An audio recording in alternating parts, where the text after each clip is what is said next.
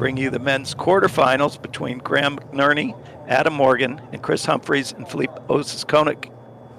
Dave, welcome to the booth. Great to be here, Mike, along with you. Up on the screen, well, first of all, in the chair umpire for today's match is Graham Seed.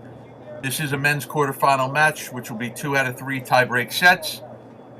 On your screen, to the top of your screen, about to serve in the blue jacket is Graham McNerney, and his partner at the net with the white hat is Adam Morgan. He'll be serving to with the gray jacket, Chris Humphreys, and his partner who just hit the ball is Philippe Osses-Konig.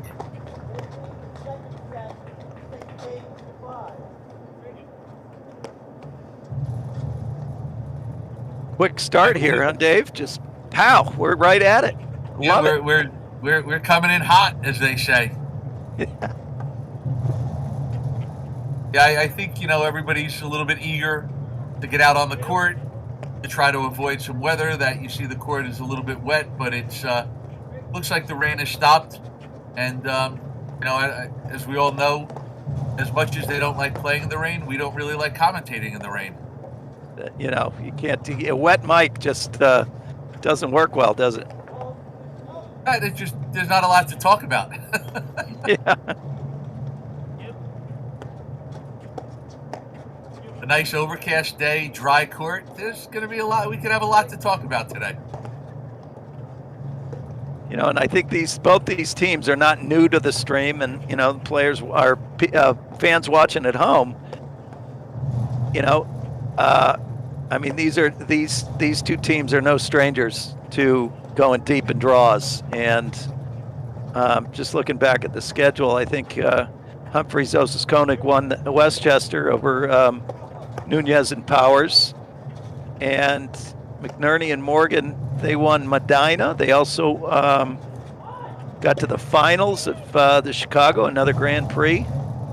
So both these teams go deep in draws, and very, very fun teams to watch.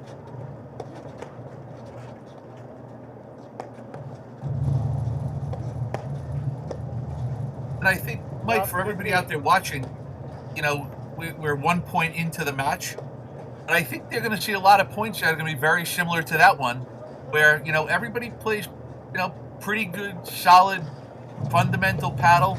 And it's just going to come down to, who makes more shots and who misses more shots is going to determine the outcome. And, but I think you're going to see a lot of the same points. Obviously, all of the players out here can put balls away with their overhead, especially Chris Humphreys and Graham McNerney when they're up at the net. They have really good overhead. So I think it's going to be a really fun match to watch for everybody out there.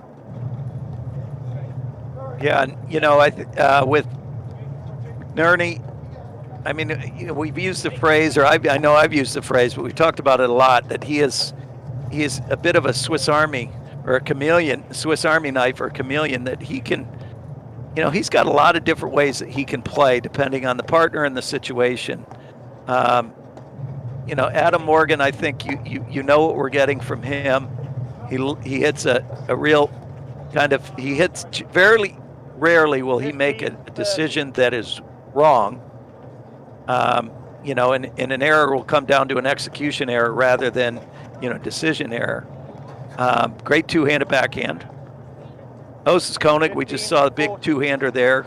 Humphreys, he hits it off both sides. Great overhead. So we'll have a lot to talk about here. 30. And even early on, that would be the one area right there that I would caution Osses-Konig. Humphreys is having Osses-Konig just maybe pinching in the court, sometimes a little bit too early or too often. I like him when he's back and he's patient and he's hitting the best possible shot with the most amount of time he gives himself. Yeah, not forcing it, right? Correct. Juice. And as a pro, Dave, starting matches, do you have any advice that you like to give your students about when they're, starting these matches, how to approach them, strategy-wise, things like that? I think a big thing is just early on is, to get a feel is the first couple of games to get loosened up, to get warmed up a little bit more is, you want to play long points. You want to keep the ball in play quite a bit. Obviously, you want to hit the right shots. If you get a short ball, drive it. If you get a deep ball, lob it. But, don't go for too much, too many high risk shots. Kind of work your way into the point. You see a really good backhand there by Osses-Konig. Just hit good solid shots just to sort of get a sweat going and get a feel for the match. Yeah, I think that's A plus advice. Like, I'm getting better as the more matches I watch. I'm getting better at this. You and I both. We see Osses-Konig come out firing with that two-hander. They break McNerney to start the match. And again, to my point earlier, like, there are times I've seen Felipe maybe 2 feet further in the court, and he's half volleying or short hopping that backhand. Where on that one, he stays back by the baseline and he just drills a two-hander.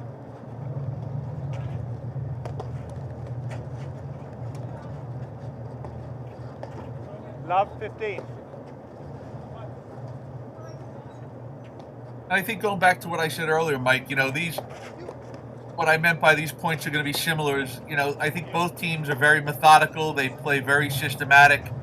They don't bash and dash hitting the ball all over the court too much. They're very well positioned team, both of them when they're playing. And I just think, again, we know pretty much every point in platform tennis ends with a mistake. But I think in this match we're going to see a lot of forced errors more than we are unforced errors. Yeah, I agree 100% with you there.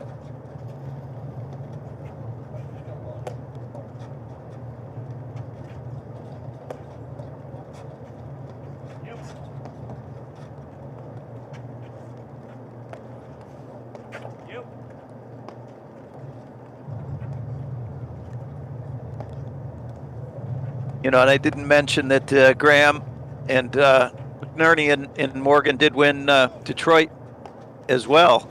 And I think it was before the Detroit final that I was calling. I was talking with Graham, and I said, what's kind of your strategy?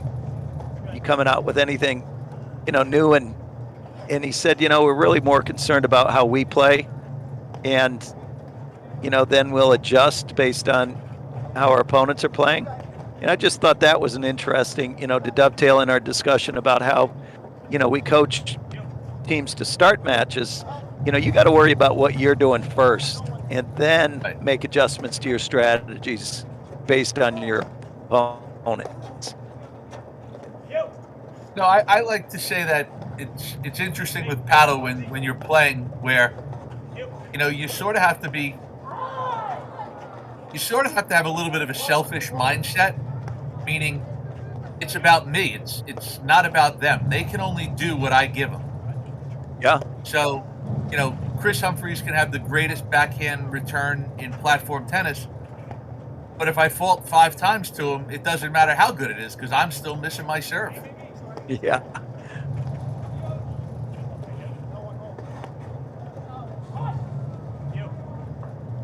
I think a lot of players that, we coach and that are out watching, I think sometimes they do get too caught up with what someone can do. And again, if that that's what they can do, we'll try to avoid letting them do it. Yeah. Like, I don't pretend to be super smart. It's pretty simple stuff. Yeah, this is a very at its core, a very simple game. But now, speaking to that, sorry, go ahead, Dave. No, you finish. Go ahead. Speaking to that, if you were to take every player, what are their areas to avoid? What are their strengths? If we are building a strategy. I think if you are Morgan and McNerney up at the net, obviously you're going to want to try to avoid both the Humphreys and the Osses-Konig backhands. So they might look to play a little bit more to the middle and then use that to potentially get the ball into the side screen because, both Chris and Felipe both have amazing backhand drives. And I think if you're Osses-Konig and Humphreys up at the net, kind of the same thing. I think you're looking to avoid watching Graham sneak in a little bit or blitz and looking for him to take that short ball. And I would also think you got to watch the forehand of Adam Morgan trying to go wide to him.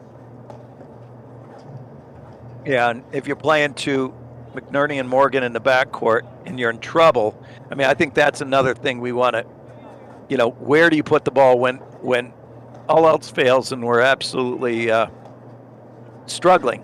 Where do we put it? And, I think that's where they have to make Graham beat them off the deck. Right. So I'm looking at the only person who can't see what's going on. And again, that's not necessarily a quote-unquote safe spot, but it could be a safer spot than putting the ball somewhere else. Right. Lesser of two evils. What do you think our delay here is? I don't know. It looks like Adam Morgan left the court. He's good at that. Classic. It's an excellent event. Classic finding a target.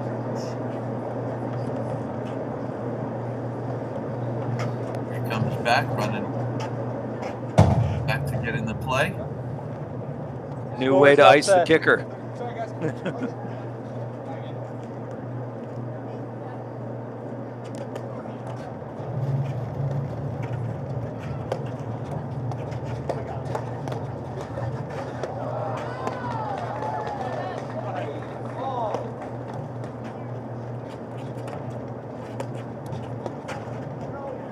No.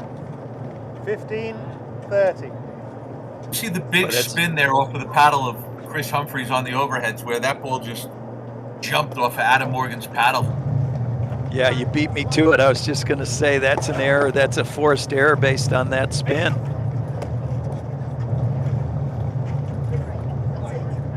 I mean, Adam Morgan's not dealing with like a flat overhead like he would from me.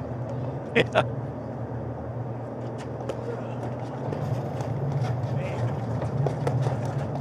Yep. 4 raises 35. Yep.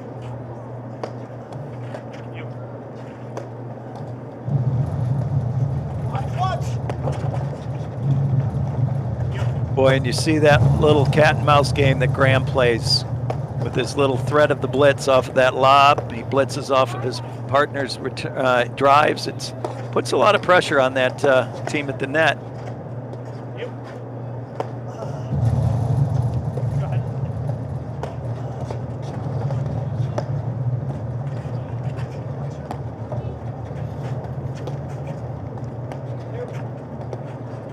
And it would be interesting to find out, and I'm sure Graham already knows the answer and has the stat for it, but when he's blitzing and he's moving around and coming into the net, how many points does he win by putting volleys away as opposed to the pressure forcing mistakes by his opponents? 40-30. Boy, I'd say, yeah. He puts a lot of pressure on you. I think a lot of the players try to do more than they really have to, and they wind up forcing, hitting an unforced error just all on their own. Yeah, I would say, boy, if you were to add, if you were to really pay attention, I'd say it's probably a 1-to-3 ratio that, where he might, or I'd say it's a higher number than you think, where they are missing because they're forcing, they feel like they've got to do more with that volley.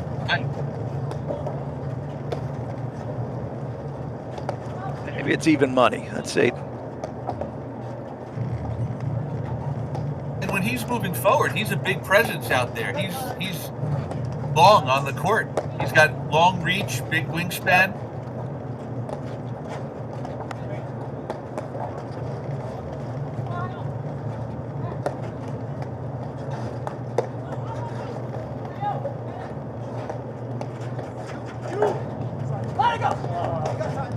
It's a nice dig.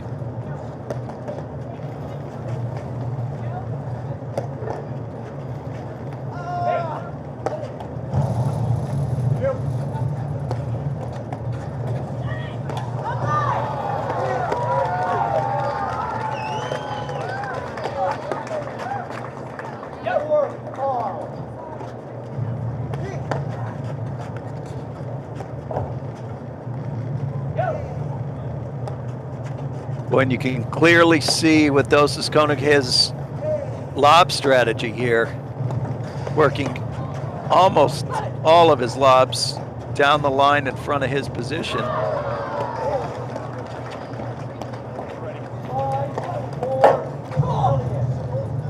Boy, great drive from Adam Morgan off that side screen. Do you think Graham McNerney is potentially the best player in platform tennis at closing the net and recognizing when a drive is coming? I think his court sense, and if you watch, and anybody out there, watch him play, even if he's not hitting the ball, kind of zone in on just him and not try to follow, all the other action going on. It really is impressive how well he's reacting to, what he's anticipating coming back. So I think absolutely he is. If he's not the best, tell me who's better. I just find that if you're on the baseline and Morgan and McNerney are at the net, you've got to know where Graham is at the net, because if you get a drive, you don't want the ball going to where he is, because he is going to be on top of the net. You're not winning any free points off of him volleying. And he might be turning that into a drop shot, or, be very opportunistic with his volley. Right, he might be making it going from defense to winning a point quickly, just because of court position. Like, look how tight to the net he gets.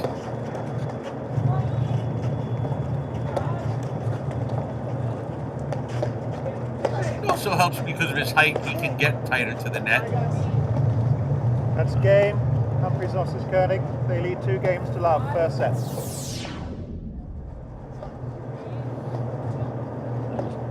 Greasy let cord winner for 2-love lead from Osses-Konig and Humphreys there.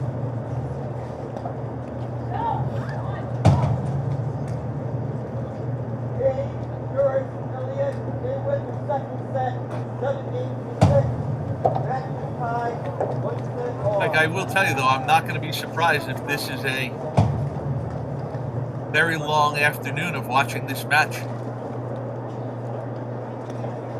Well, we know a few things. We know that Morgan and McNerney will not give you much for free. And, I'll go back to the Detroit final. They came out, I believe, as slow as I've ever seen. And it was, they lost in a New York minute. It was like 6-love, I believe, in the first set, or 6-1. And then lo and behold, 2.5 hours later, we've got the trophy presentation, and they acted like that first set never happened. So, they're going to give you very, very little. And, as it looks right now, we're not seeing a lot of free points from Humphreys or Osses-Konig either. I mean, Osses-Konig is bringing it, but he's making it. Right. I agree, because I watched McNerney and Morgan play semifinal match in Detroit, and then when I saw the first set score, it was 6-love. I said, you know what? I don't want to watch the end of the match. I want to see how did they lose 6-love in the first set? Yeah. Because I just watched them play, and they sort of put on a little bit of a platform tennis clinic. Yeah, they had, it was execution errors. It was like kind of everything that they hit was just a little bit off. And, kudos to them. They stayed with it, and they kept making the right decisions, and the execution followed. And I think that's another thing to kind of look at it. If you're worried more about as a player and a team, worried more about the process and a little less about the outcomes, the game gets, it's a little bit easier to execute and hang in there when things aren't going perfect. Right. Yeah, no, I agree.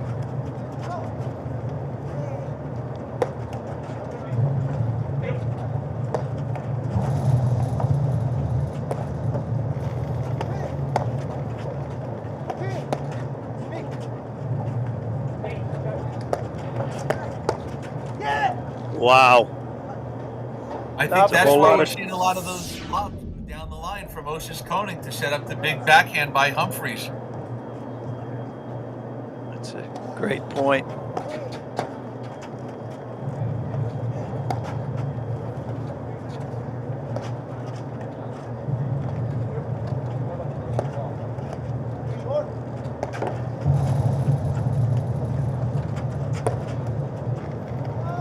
First game, we just saw what you were talking about, where Osses-Konig was playing up a little bit. And with a player like Graham, it's a tricky proposition, because he will step across and kind of stuff that ball if you're out of position. Love 30. Yeah, I think if Osses-Konig and Humphreys just sort of stay with what they're doing right now, the patience, the tempo, going for the shots when they get the opportunity, I think that's what they're going to want to do. I don't think they need to start moving in. I don't think they need to press. I think they need to do anything different. Everything, they're coming out in this first 2.5 games playing really well.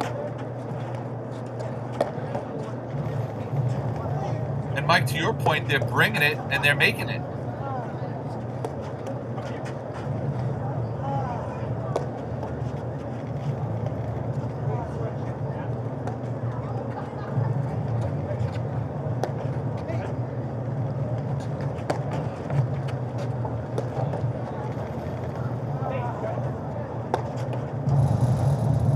Notice that adjustment from Morgan there. He's going a little firmer into that, making sure he gets that ball. If he's going to take it into Humphreys' side, he's going firm into that side screen.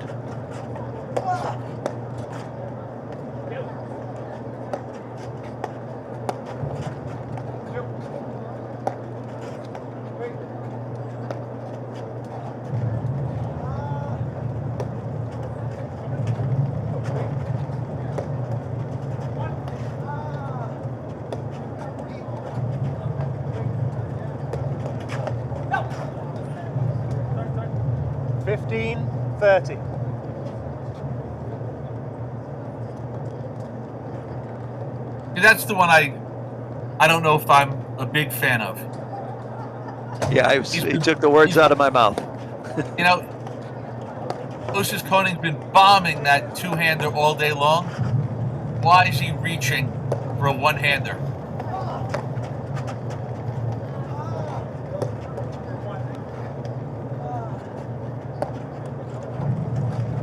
Maybe he was feeling it and he's like, I can't miss, so I might as well try it. I don't know. Watch out!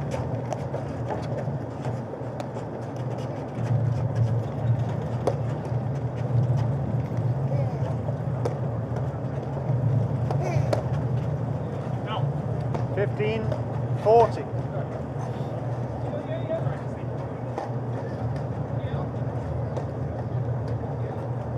Right? I think I'm a little bit on point. He is bombing that backhand. Oh, he's absolutely crushing it. I think he's only missed 2.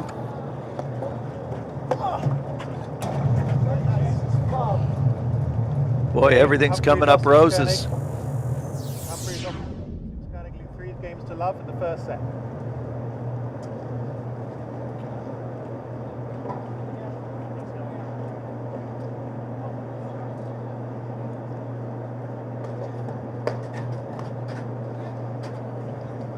Boy, just looking at the draw, and Humphreys Osses-Konig had a 3-setter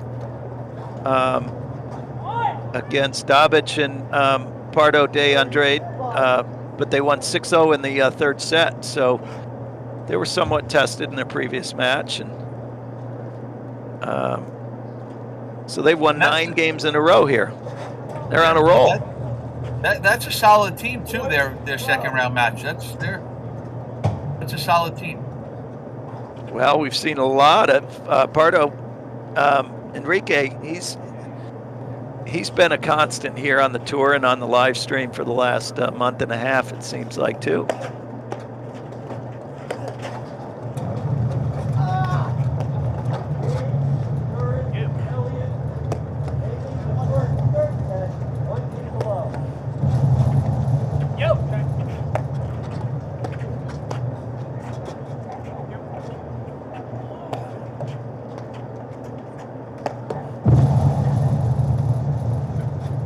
There's the switch back in the backcourt. I mean, Dave, would you say that McNerney and Morgan need to make any major changes to what they're doing here? Say major changes. I just, you know, I Love. to your point, you know, that we've been talking about the whole time. I mean, it's just Humphreys, Osses-Konig have been just playing out of their minds right now. They're playing really well. You know, that's kind of the first loose mistake we've seen in quite some time. And boy, I wouldn't even call that last one loose. It was a decent drive from Graham, right? Exactly. 30-15. But loose for them, Mike. Loose for them. Right, right.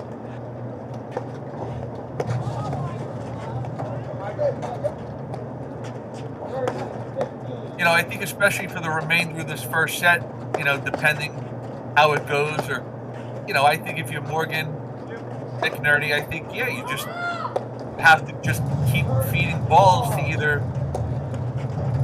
get them to make some mistakes or they cool off a little bit, but, you know, maybe you get them to run out of really good shots. Yeah. Because right now they have a lot of them. You know, I heard a great one of my members at Exmoor. We were talking at a mixer last night, and we were talking about when your opponents are running kind of hot and very, you know, similar to what's happening right here. He goes, it's like getting caught in a riptide. He said, you know, you got to just chill and let it take you for a little bit. Don't fight it, and eventually it's going to spit you out. And it, you know, it's very. You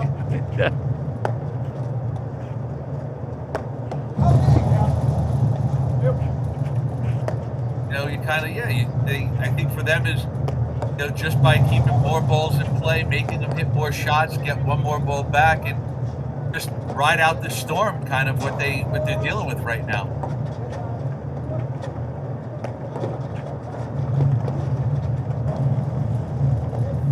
All.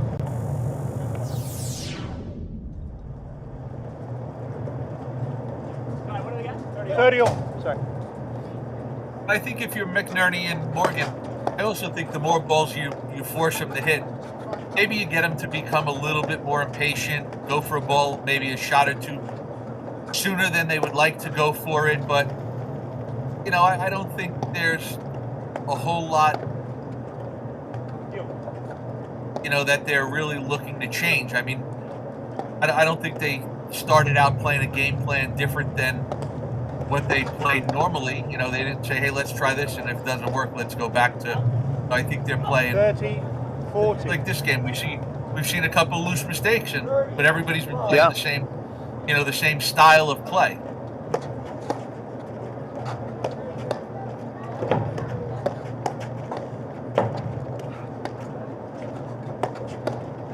Nice little exchange there, and McNerney and Morgan.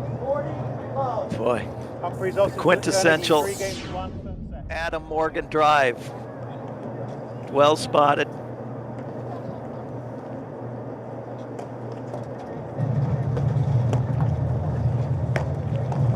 And that's about interesting. 15. It's probably the 5th volley that we've seen Adam and Nerney miss in the first 4 games. Somebody should take his temperature.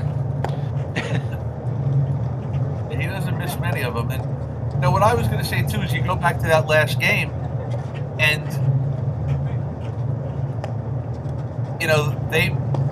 Humphreys, Osses-Konig probably made more unforced errors in that one game than they have in the whole match. Yeah. And again, it was just a matter of Morgan and McNerney didn't really do a whole lot different themselves. They just kept plugging away, letting them, make another shot. And that's how they, that's their MO to a large extent. How about that last overhead that McNerney hit there? I said that at the beginning. He has the capability of putting overheads away.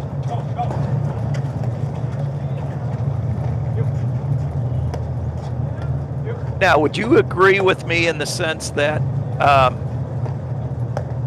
I think when we both were playing a lot and competing, the ability that overhead that Graham hit, where it died on the side screen and fell, that is much less prevalent now than it was 10, 15 years ago.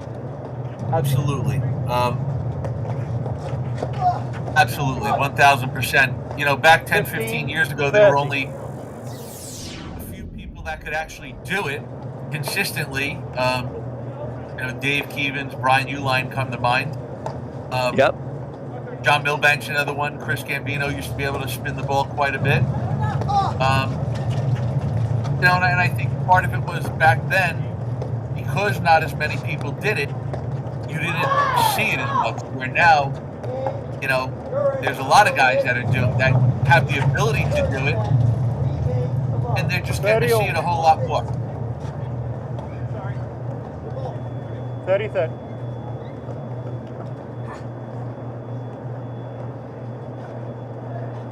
And I think the other change, because, and I don't know if, Dr. Detroit, I called a match with him, and he was saying, he was not blaming, but he said it's the ball has gotten a little more lively.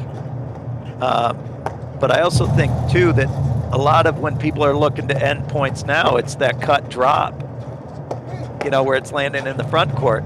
Right. Yep. I definitely think the ball has got a little bit more bouncy, a little bit more lively, for sure. But to your point, right, people are just figuring out, focusing a little bit more on, and I think because of the way the game is changing, or the way it used to be played, it kind of started making people think about, what can I do to end points? And, we're kind of seeing it.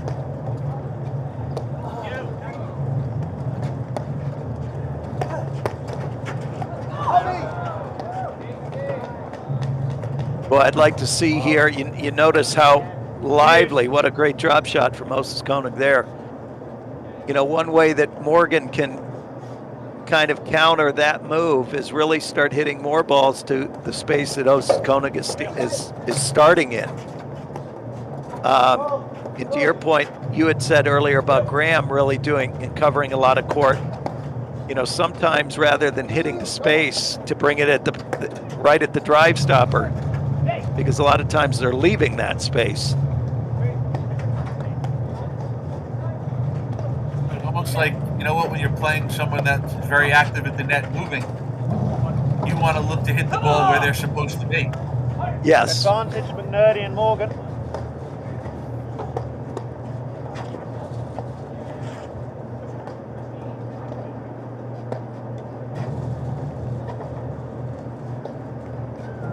Again, Mike, wouldn't you agree? I mean, McNerney and Morgan haven't changed their game in the last 1.5 games, but they won the last game. They have a couple of game points here, but again, I think it's just that the last game and a half, Osses-Konig and Humphreys have made a couple of mistakes, which is eventually going to happen. But I think they didn't. It's not like Morgan and McNerney are doing anything drastically different. No, I agree.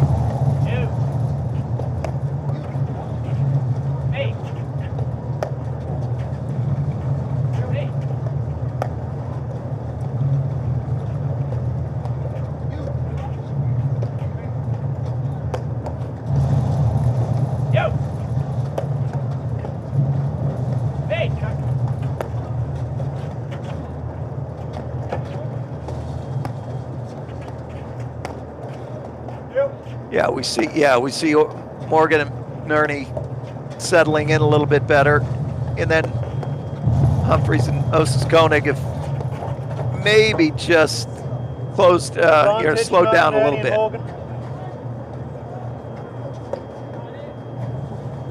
Well, Mike, the way they started, do you think they still could have gotten better? Tough they to kind improve of upon. Pretty good. Yeah, tough to improve on perfection.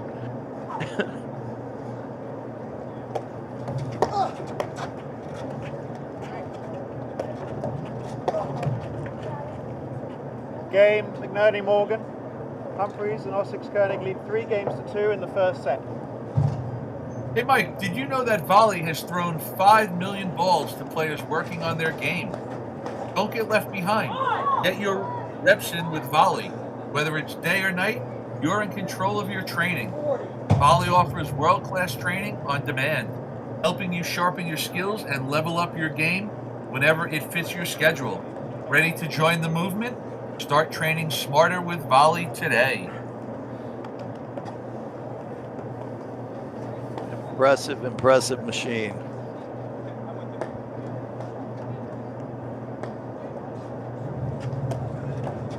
I played Tuesday night. I think I should probably go and do a little tune-up work on the volley machine. Well, whatever ails you, it definitely can feed you. It can help. I mean, a solid professional like yourself, and then the volley machine. I mean, that's a heck of a tandem. Did it get me to move quicker? Yeah, I don't know about that. We'll have to check the read. Let's check the second set when we read our next one for volley, if it can increase your speed and agility. Yeah.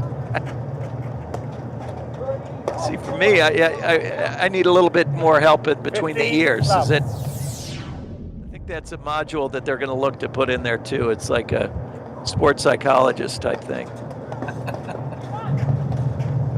Watch him!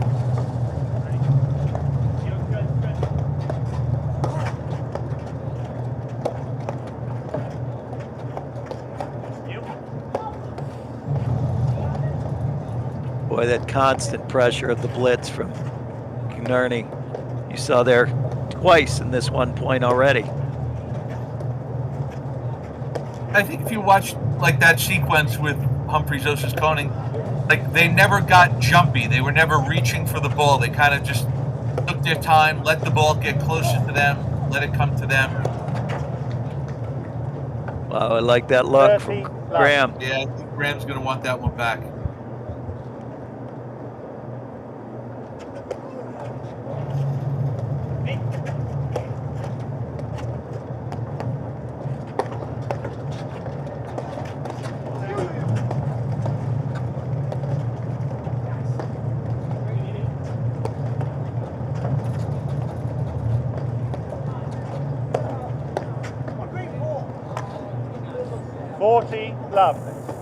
I like that drive from Humphreys there. He just took a little bit more off of it. You know, was hit it at maybe 80% with a little more spin. But I think that was a really good drive because, you know, I think you're more likely or used to seeing Humphreys driving the backhand, where, you know, he doesn't drive the forehand as much. So I think that was, you know, that's a good play to sort of keep them honest as well. 40-30.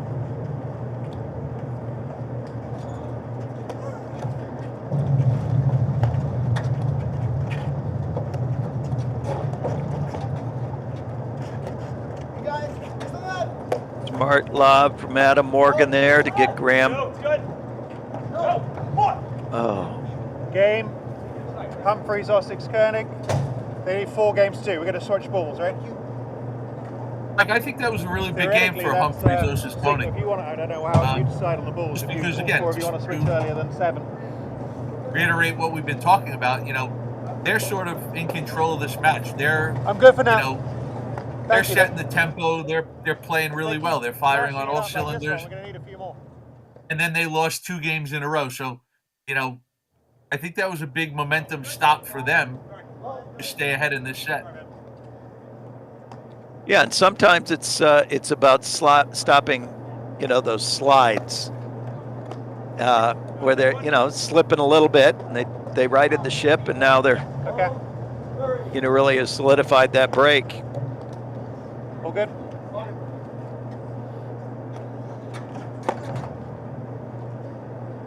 $15 love.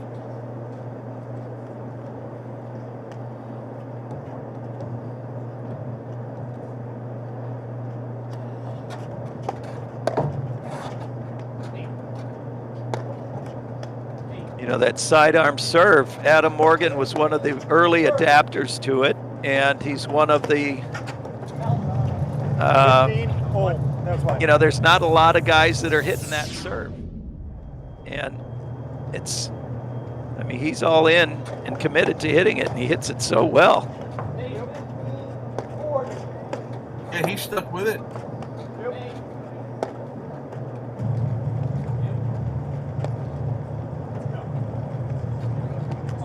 15-30. Hey, Mike, the only adjustment that I've seen Morgan and McNerney making at the net in the last couple games is I think we're seeing Adam Morgan hitting a lot more of the overheads. With, keeping Graham staying pretty tight to the net. And I think that's, if you're Humphreys, Osses-Konig, I think you want to try to lob Graham a little bit more to get him off the net. Because he is, again, he's got such a big wingspan and he covers a lot of the area in the net, and he loves to get on top of that net.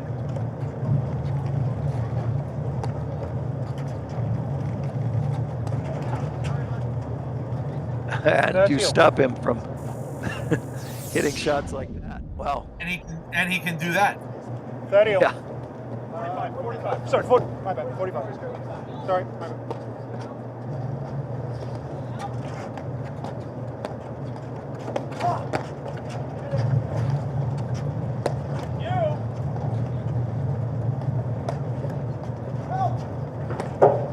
Game, McNerney, Morgan. Humphreys, Osses-Konig lead 4 games to 3 in the first set. McNerney played those last 2 points like he had a date. He's like, I'm just going to finish this thing. I got people to see and things to do.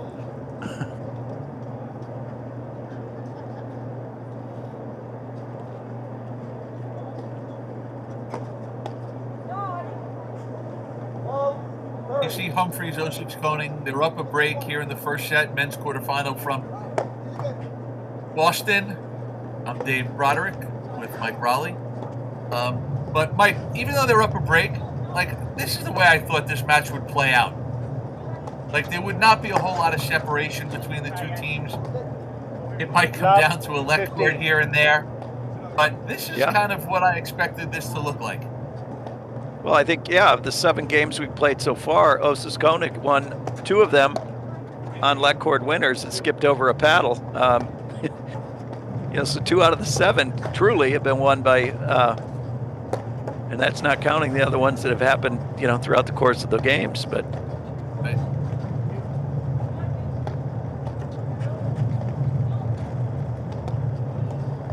Mike, it was funny as we were talking about this before. We had our volley commercial, and I know one of our members, Joy Schmidt, was out working on the volley machine this morning. She's contributing to those 5 million balls at it, shooting out. 30-15. At Exmoor, we had a newer player, a woman, and she has hit. I think, and this was through November, she had hit 5,000 balls. Starting in September. I think we got it late September. So in 2 months, she was 5,000 balls and counting.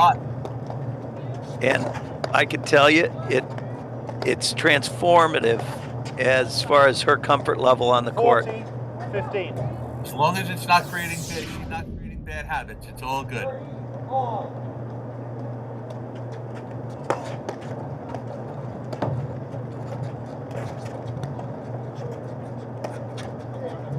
In golf, they have the range rats. Here we can have the volley rats. They just are absolutely mad about the machine.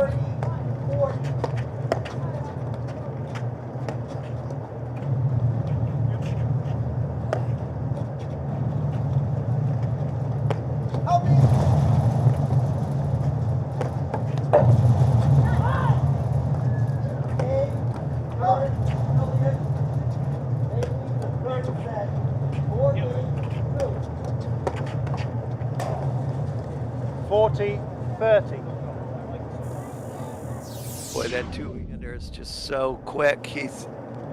They've got to really respect. It seems like he can pull the trigger on anything there.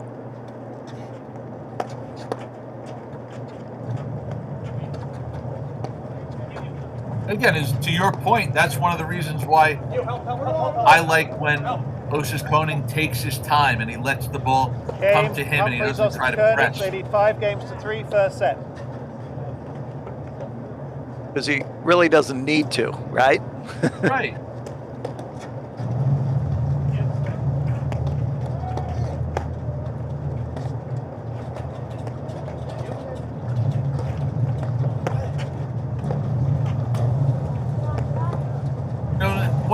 One of the reasons a lot of people talk about taking the ball, moving in the court, taking the ball sooner because you're getting it back to your opponents quicker and giving them less time. But I always remind them that, when you move in and take the ball earlier, you're taking away your time first.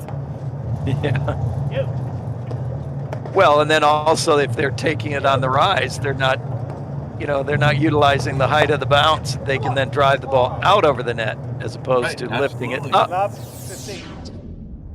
See a great here from above net level with that two-hander from Osses-Konig. It's too hot to handle. Love 30.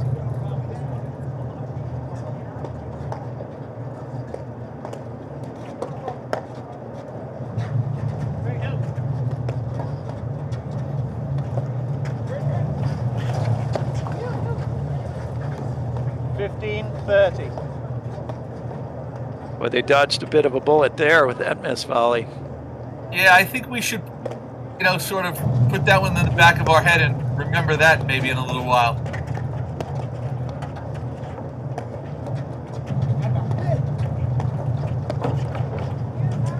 Yes! Really good move there by Humphreys. 15. Seeing that shot before McNerney hit it. Yeah, you see him pulling a McNerney on McNerney. Yeah.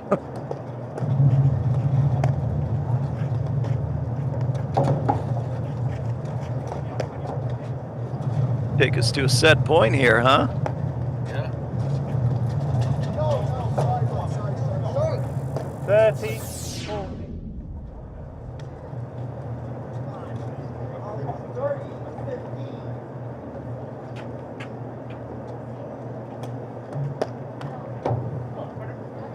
Deuce.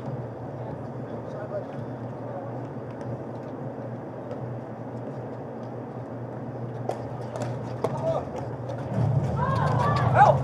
He's in! Advantage, McNerney and Morgan. I'll tell you, Mike, it's amazing how these games play out.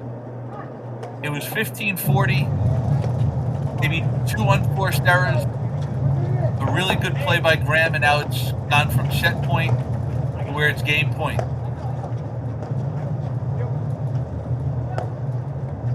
Yeah, it's it just shows how difficult this game is in managing kind of the ebbs and flows.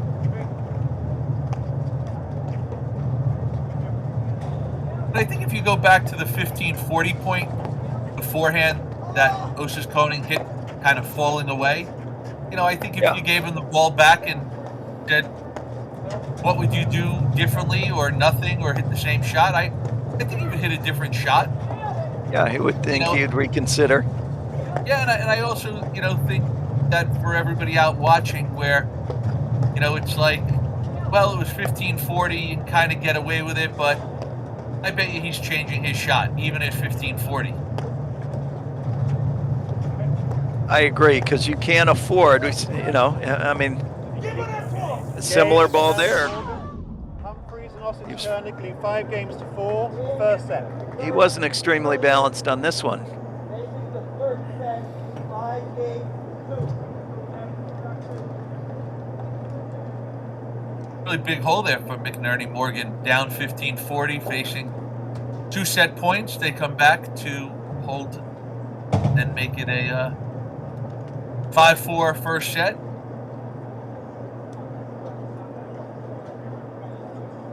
With Chris Humphreys going to serve for the set.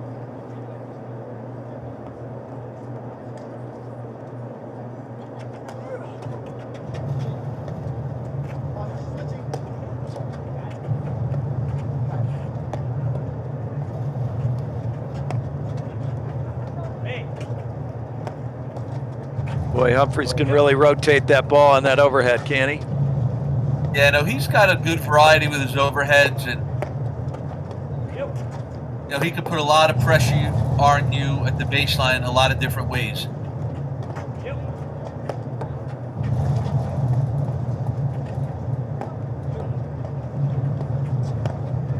We see Morgan and McNerney not, rushing to make a switch in the backcourt.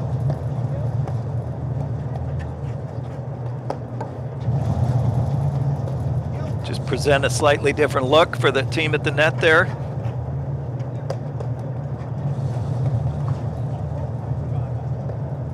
Good look there by Graham.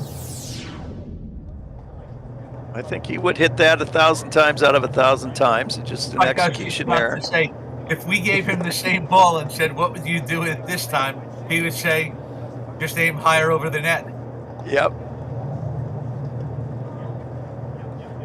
Let someone volley.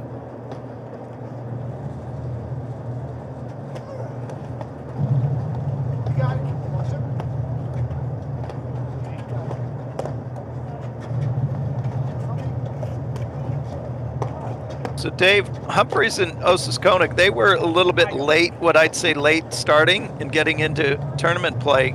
Was there a reason for that? Was there an injury or that you know of?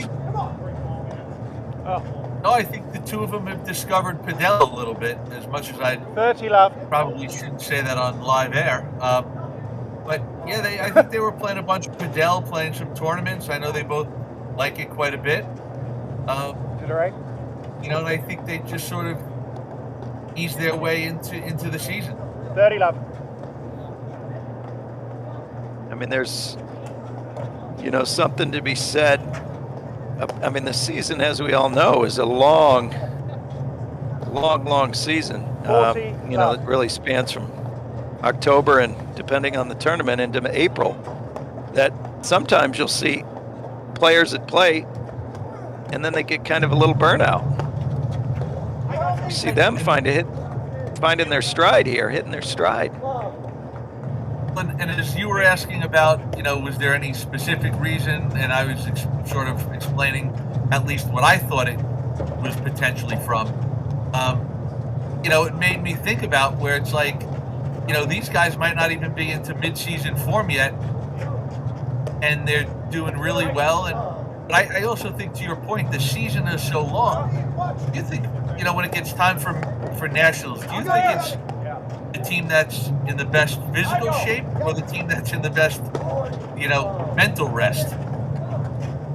I have to think it's more mental than physical. I mean, all these guys and gals are in great shape, but it's really the ability to kind of that focus is, I mean, you and I both know this is a game that's more about mental mistakes than physical mistakes and mental acuity. I think, boy.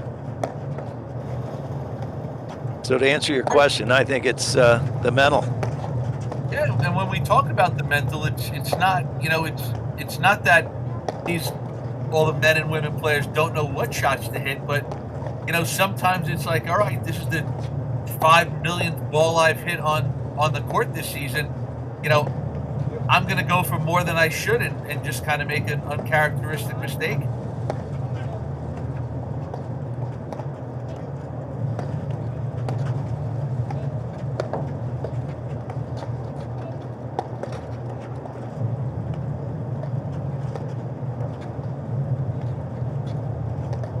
And I can say from my experience, I tended to play better, a little sharper from November into January, and by late February, early March, and teaching and the playing, and on this court we've only got 2 pros, but I mean it's a grind, and it takes a mental toll on you. This single set point here is taking a mental toll. Great try from Adam Morgan at that 40-50. point. Is that our 3rd set point saved? Yeah, they saved 3 of them already. I think he just said to Graham, he said, "You see how I hit that spinning drive off the back screen? Take note." 40-30.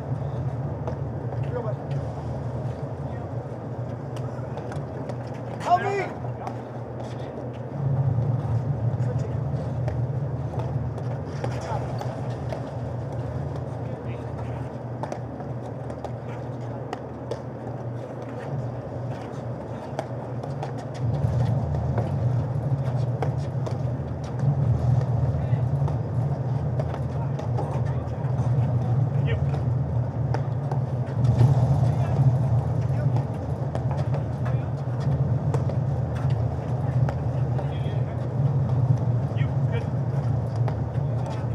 Boy, in that backcourt, Morgan and McNerney have just gone in lockdown mode. 30, low. You help. You.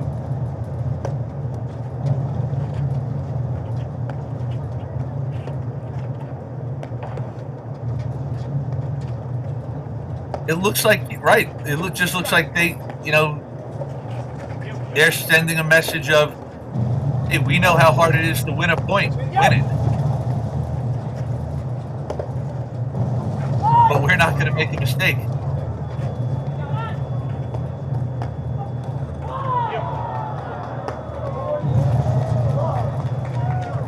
I think if McNerney and Morgan win this point, things can get interesting.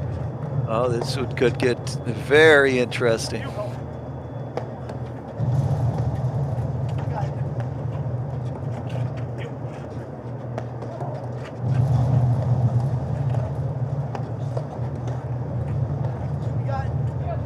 And either way, this bodes well for the 2nd set for both teams. They're both just locked in, dialed in. Do you think this transition of McNerney Morgan taking over the net, do you think it actually benefits them right now? No, I do not. I think it benefits Humphreys and Osses-Konig. I just think that it's easier to go into lockdown when you're in the backcourt. Right. But at the net, they are, there's a little bit more reactionary, shots and things happening.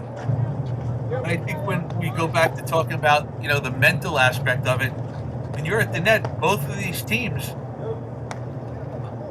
both of these teams had reasons to win that point, and it weighs on you when you're up at the net. Yeah.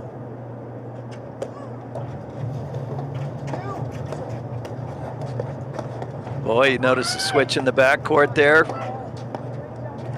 You got Morgan back in the ad side. Do you think they're switching maybe to get Graham over there to take away some of the Humphreys overheads? I think that's absolutely what's happened. Not that Adam Morgan was necessarily getting hurt, but boy, that's a tough angle to try to force that ball into.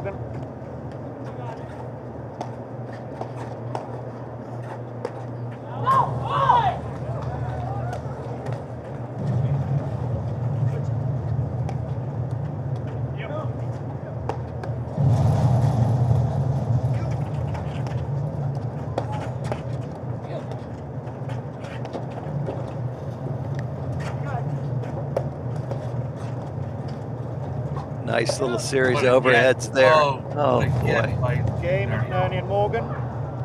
5 games on, 1st set. Boy, and this is where if you were playing pickleball, they'd be calling a timeout, laying those paddles on the court and saying, "Give me a second, coach."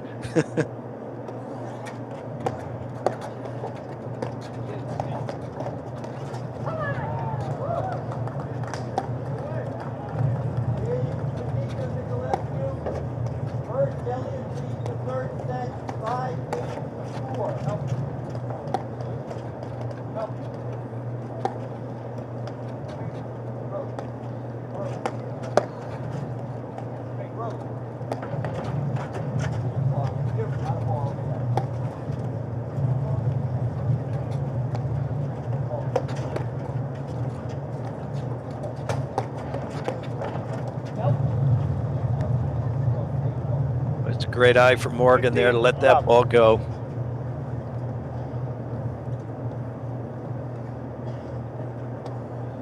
No. 15 all.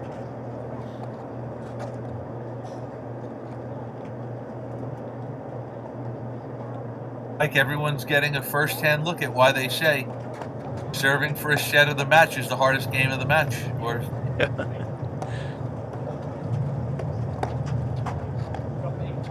Boy, and then there's a switch up at the net too to get Morgan on the left-hand side.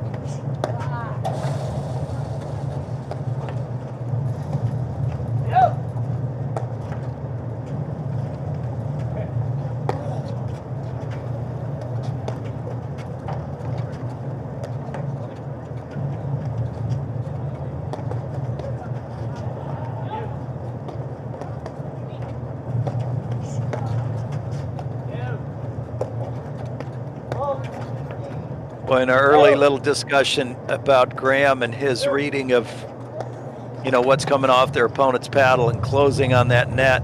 30-15. Just so strong at that. yeah, he's kept them in so many points and gotten them back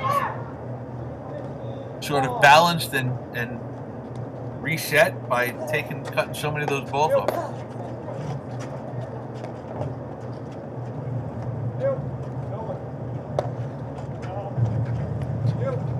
See if they continue to keep the ball on Humphreys' side of the court, keeping the pressure on him to execute.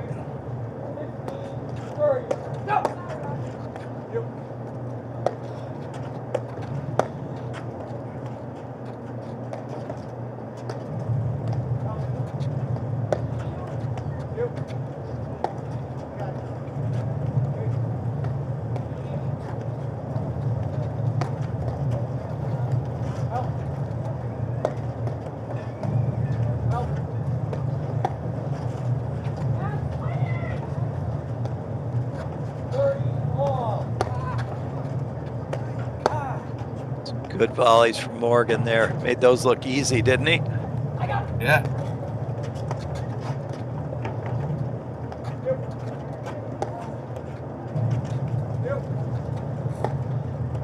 I also think what helped him a little bit with those volleys is by him hitting those overheads straight back to Humphreys. 40-15. I think Graham can help squeeze the court a little bit and cut off any drives, but it also is forcing Humphreys to hit the ball right back to Morgan.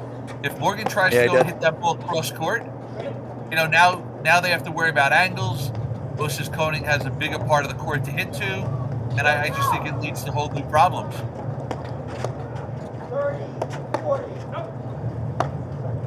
40-30. Well, you see almost Graham going offensive with that volley here, trying to stuff the ball at Osses-Konig's feet. Deuce.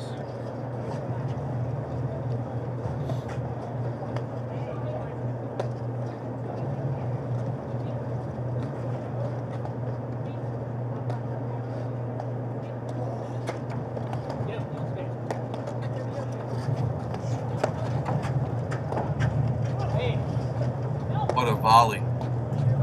He kind of got away with a little bit of a reach there, don't you agree? It was a great volley, but I guess I should say, wow, what an outcome. you're right.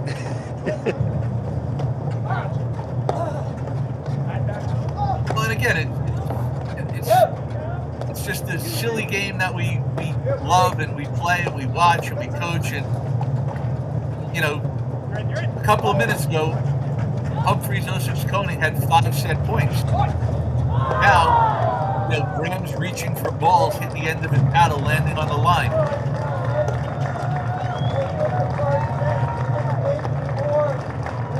And we're locked in at 5-all, right? Right.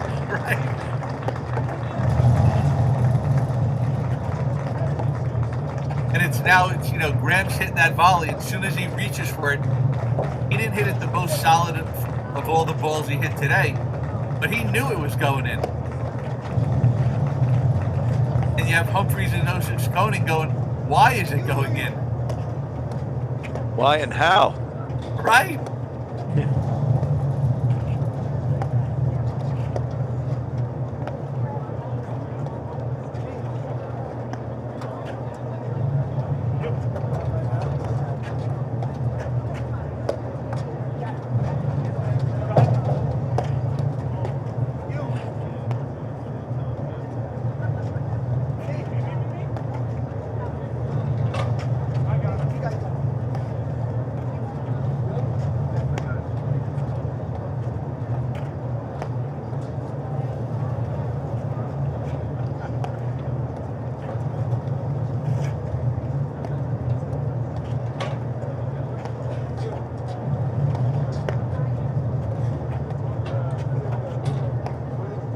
And Dave, when you have a team that goes into this kind of just lockdown, you know, like we've discussed with Graham and Adam, you know, are Osses-Konig, are they better off to?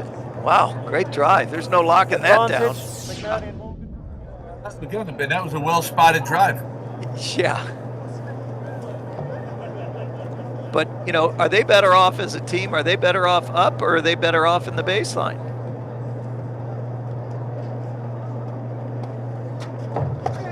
Yeah, I mean, to your point, I think they're probably better off at the baseline because it's harder to get into that lockdown mode at the net. I mean, you know, you're at the net, you feel like you should be winning points. You should feel like you're winning. You should be winning the point. Game, McNerney and Morgan. McNerney and Morgan lead 6 games Like, to we've 5. seen a couple of those set. volleys late in the set creeping in. You know, in the presence of McNerney up there in those hand-to-hand exchanges, whether he's blitzing or he's there and you're trying to blitz against him, the hard part is he's such a big figure that your eyes are drawn away from the ball, and really it's like, oh, where can I hit this volley that I'm not going to get hurt with the next one? So, Right. you know, like you had brought up earlier, you know, how many of those points is he winning on an error because they're trying to hit too good of a volley, or, you know, did he just miss the volley?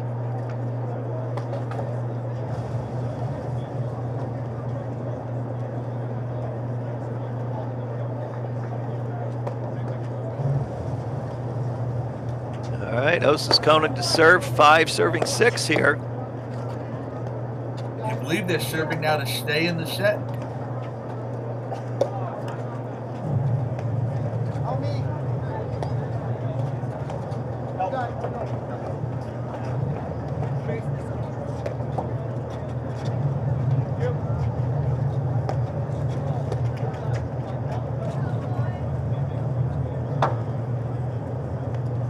Love 15. Love 15 here after that drive was wide.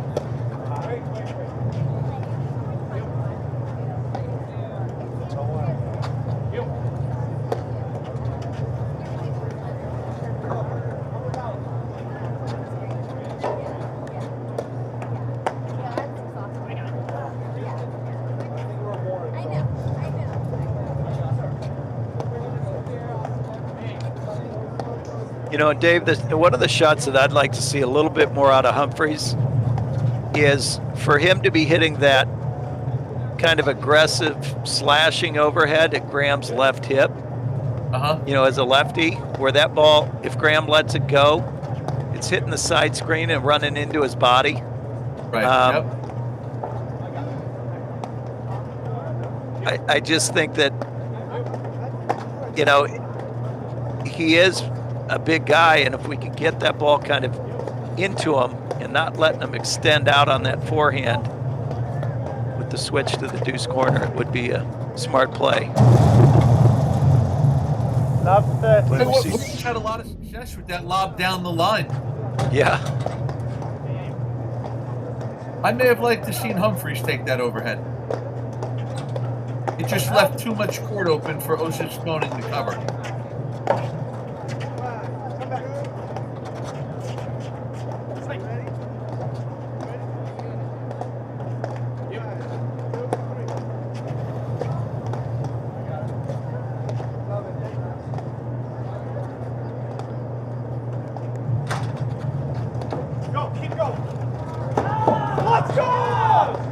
Oh my goodness, are you Love kidding ball. me? Like, what do they say? When it rains, it pours? Yeah. Wow. Takes a triple set point. I mean, as a fan of the game, that was absolutely awesome. That was an amazing get.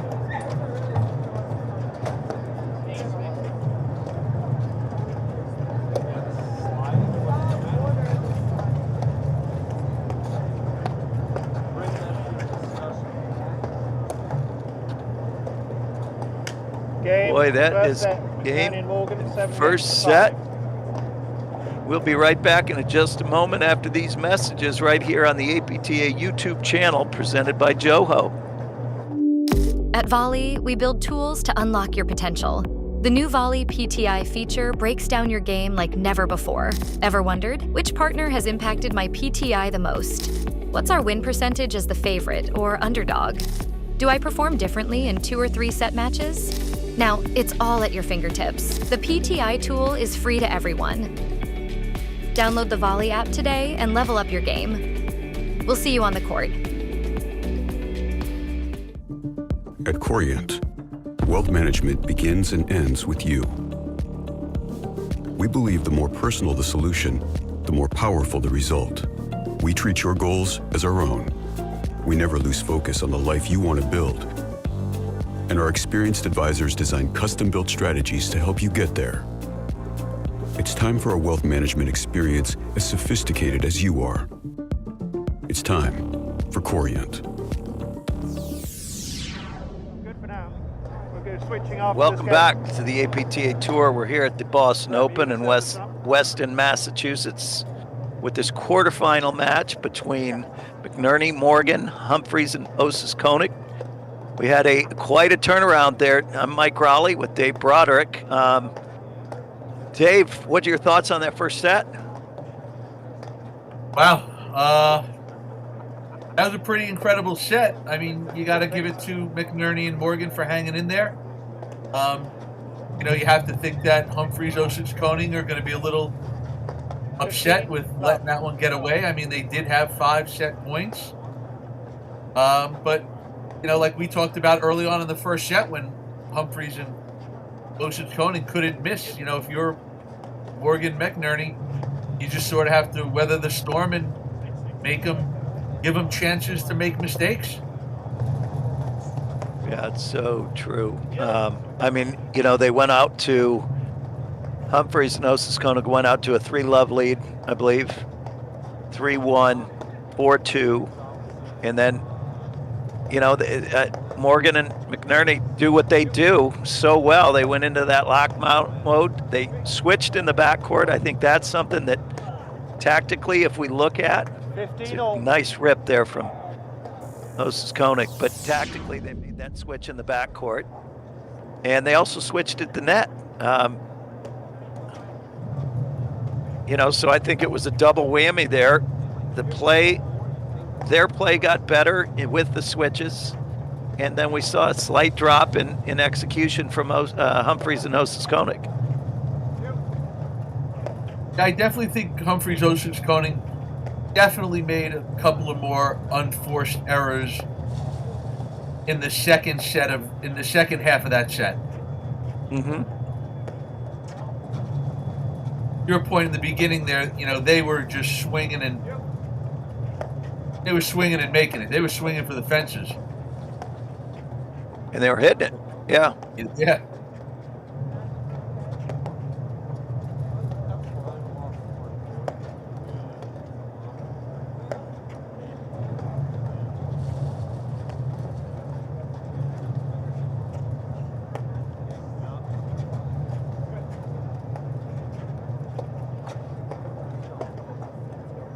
Thirty, 15.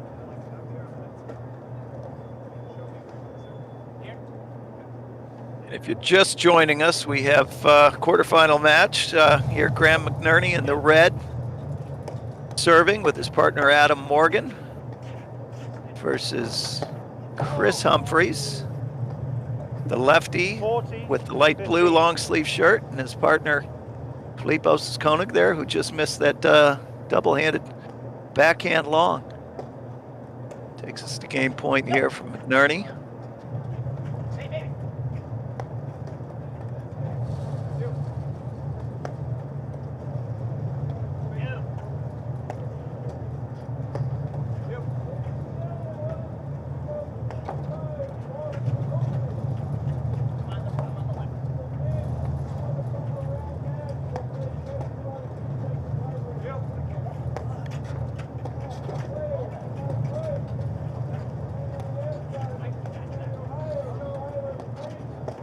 Nice transition off that net.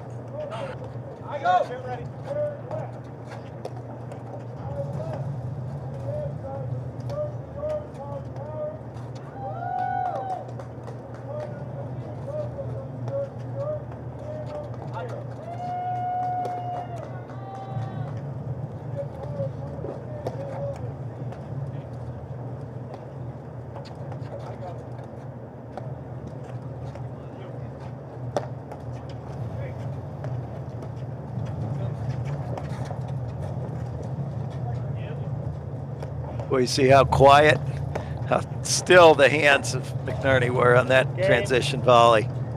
Yeah, no. And again, he closed the net unbelievably well.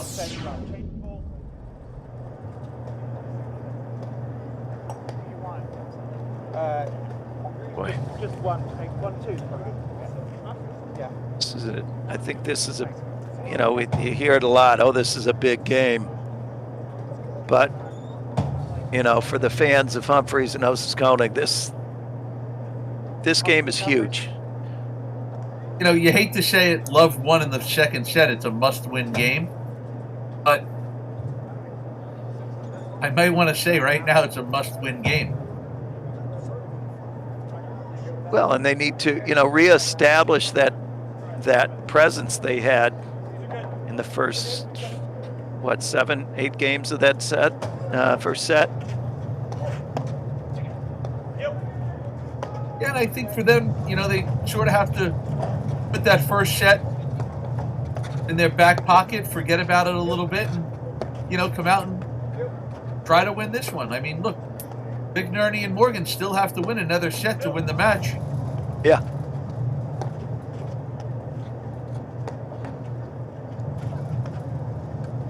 We see Humphreys and Osses-Konig switching here in the backcourt. Give them a little bit different look. I don't know if they necessarily need to do this, but it might be the switch that flips their momentum into a positive. Yeah. 15. Right, try something different. Maybe get a different look. Give the other team a different look.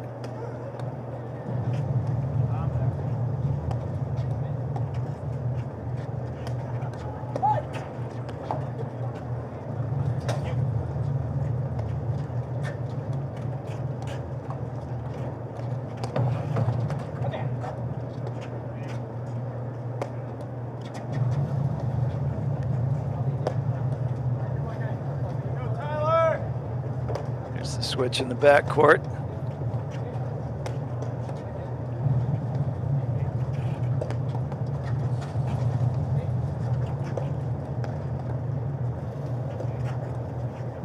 Yeah, McNerney Morgan in the backcourt are not missing.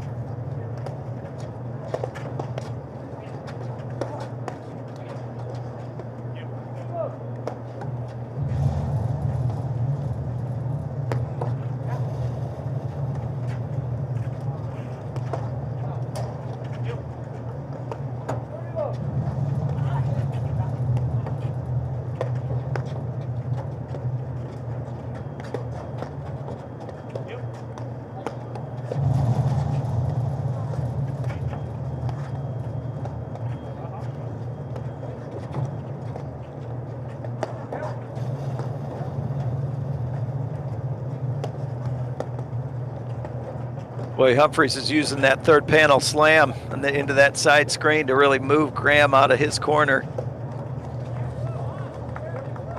Weak touch. 30.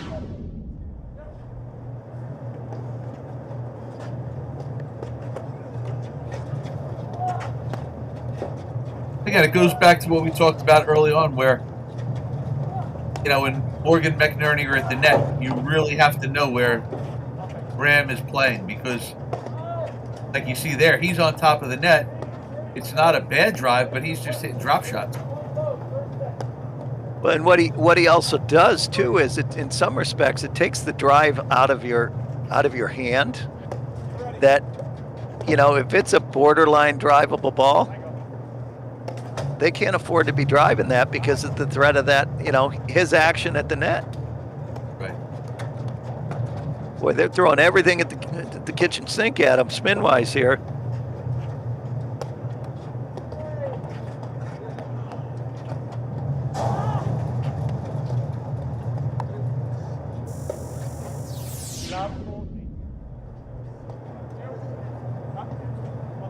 Love 40. It's the right shot, right shot. 15, 40.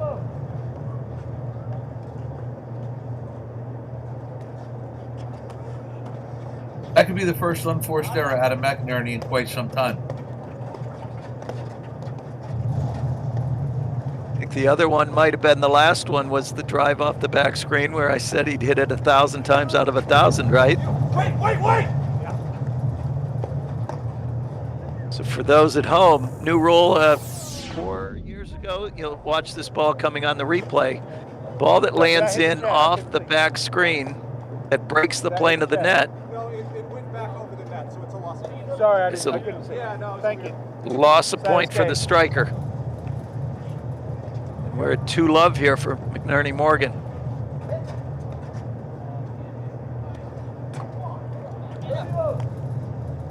Love 15.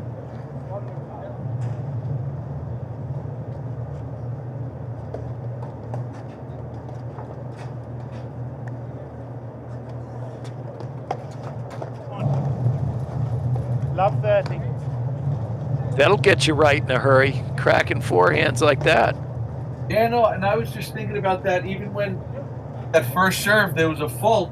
I'm thinking to myself going, you know, we talked about how important that last game was going to be, and Morgan McNerney won it pretty easily. 15, Don't bring him back into it. You don't want to bring him back in because we saw how the tide turned in the first set. Yeah. It could happen again in the second set. Boy, that's a great spot.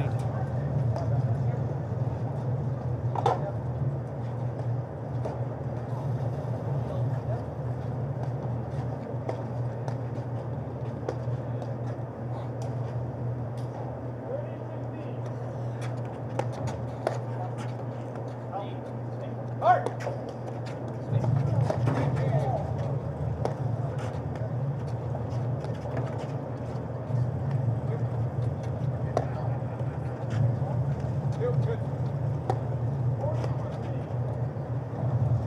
That's a good overhead, 40. nice and deep. Draws an unforced error here.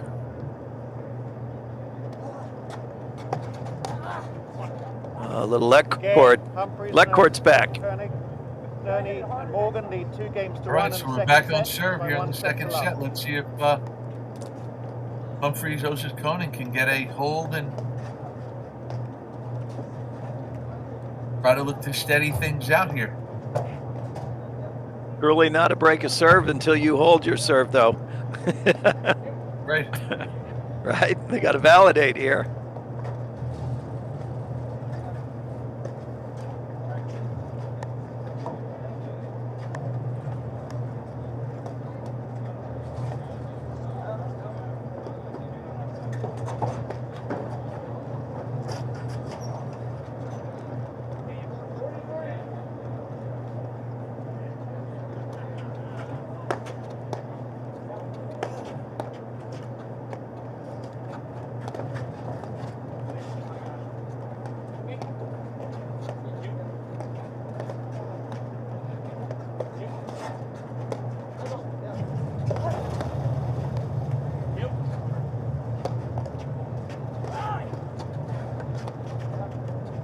Boy, that's a nice little dig from Morgan.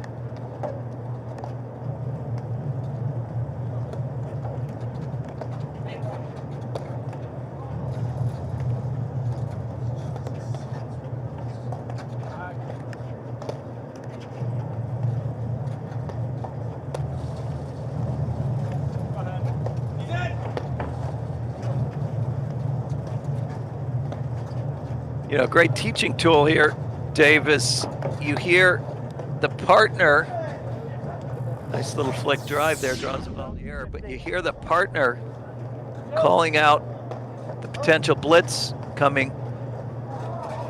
You know, when they're hitting that overhead, Graham was creeping in, and Humphreys gave a nice little shout out.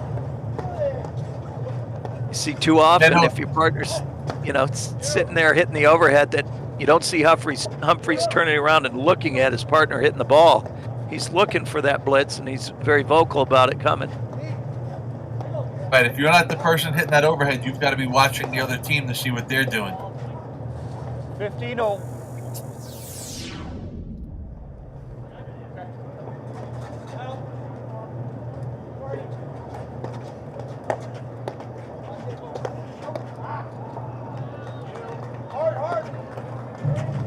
You hear it again right there. Humphreys calling out hard, hard. 15-30. What he's telling his partner is that he needs to hit the overhead hard so they don't. McNerney isn't able to catch that ball out of the air.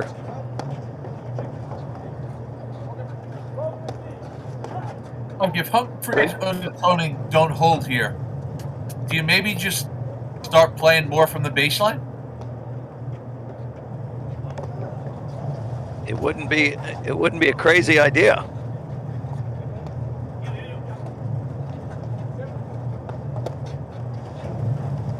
Because in the last however many games, they've probably been broken more than they've held.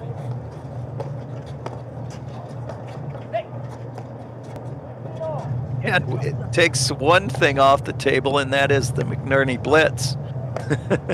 Right? If he's already at the net, he can't blitz you when you're in the backcourt. Absolutely, but also it takes away, or it doesn't allow, like we talked about, McNerney and Morgan, that they're just not losing points from the baseline. Oh, that's a good move there. 30-all. Osses-Konig basically forced Graham into hitting a bigger overhead, and he missed it.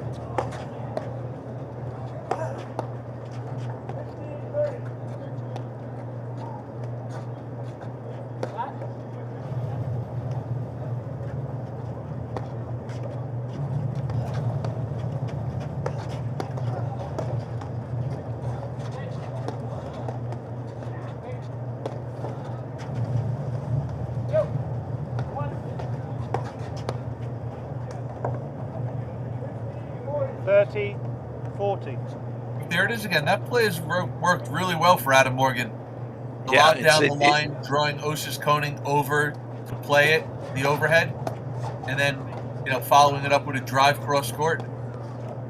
Well, he's really been, it seems to me like, too, he's cranked up. He's putting a little bit more, you know, steam on that forehand in the last 3-4 games.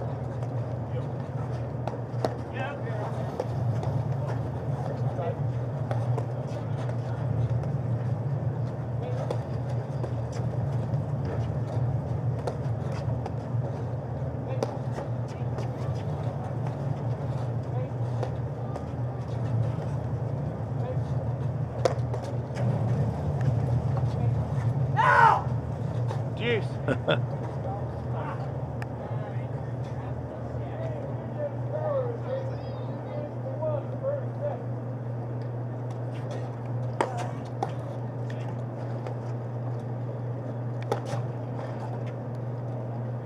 Advantage, McNerney and Morgan. You see the difference there, Dave, with Osses-Konig hitting those two heavy rollers there, the fast and hard one. Totally two different positions in the court. Right. One, Yep. he was behind that he missed. He was behind the service line. Weight was not moving forward. And the other one, he was a step and a half, 2 steps moving forward inside that service line. I also think that I was going to ask you before that last overhead is that, you know, we're obviously seeing some different tactics by Osses-Konig and Humphreys, Deuce. you know, where they're hitting way more aggressive overheads, trying to win points. You think they need to do that? Advantage, No, I don't. I McNerney and don't- That's where Morgan. they lost the first set. I don't think they can afford to do that either. Because doing that, they have to be much more. The line that they're operating and playing on is a much finer line, right?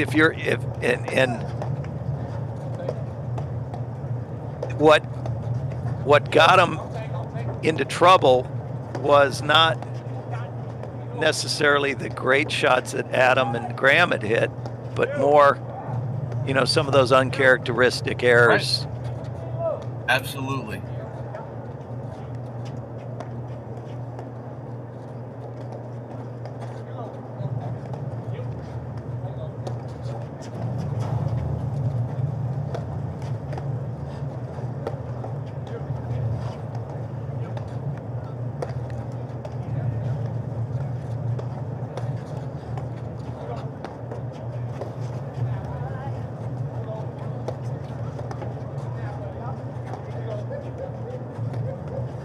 By the way, I think Adam Morgan is doing an amazing job Game, McNerney of and moving Morgan. his lobs around. McNerney and Morgan lead 3 games to 1 in the second set. Yeah, and he's weathering, you know, they're throwing everything they can. And he and Graham, but primarily, they're working that ad side right now.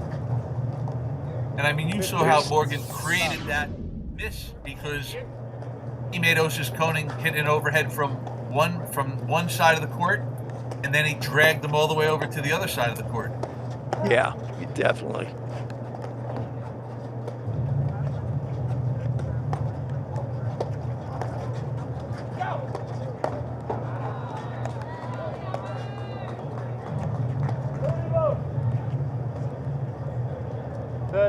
Love.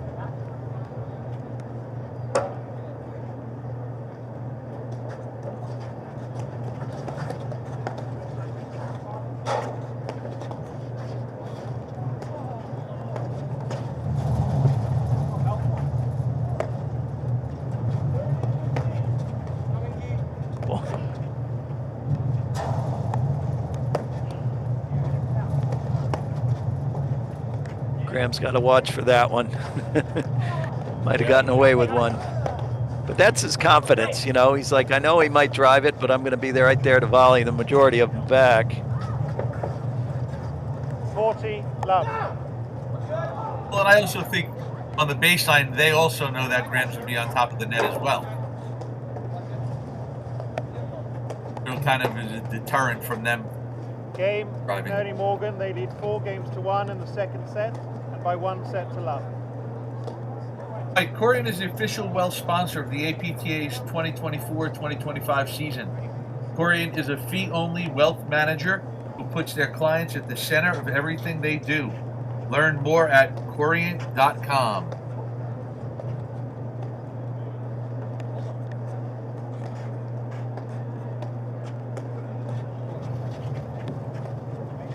good. Like, even if we go back a little bit to that last game, I think just again towards the end of the first set and here in the second, I feel like Humphreys, Osses-Konig they missed quite a few balls wide, quite honestly. I mean, again, they just lost the point on that. Yeah. You lose the point. I thought if it hits the nick, it's on the serve. If it hits The- the nick, it's good. Correct. Sorry. Yeah, and if you hear Graham, Lap 15. yeah, and on the serve, if it hits the nick, so a dead corner and it kicks out with that much energy and comes back over, that is considered a good serve and an ace. But on an overhead, when it hits that corner like it did there, it's a little bit of a bad luck for Humphreys and Osses-Konig because they hit such a good overhead. But it did break the plane of the net again, so they lost that point.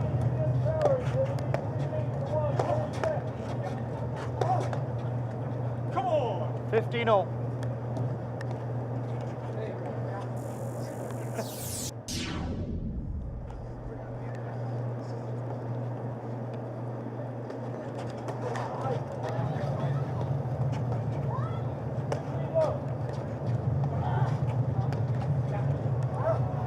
Oh. 30-15.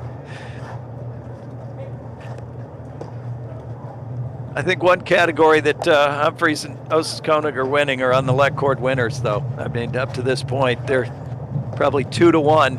40-15. Yeah, but I think in overall luck, they're way down. Yeah. 2 overheads, losing the point. One of them not even trying. Neither one of them really trying to hit it back over the net. Game, Humphreys and Osses-Konig. McNerney and Morgan lead 4-2, second set.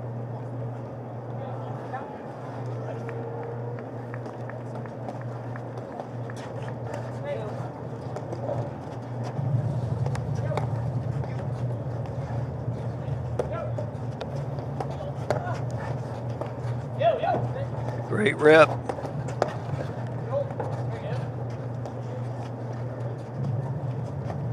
It'll be interesting to see what Morgan and McNerney do here, serving at 4-2, because last set we had Humphreys, Osses-Konig serving at 4-2. I can tell you what I'm going to expect they do, and that is not to make any changes in what they've been doing. You know, a steady diet of kind of playing their game. I would not change a thing.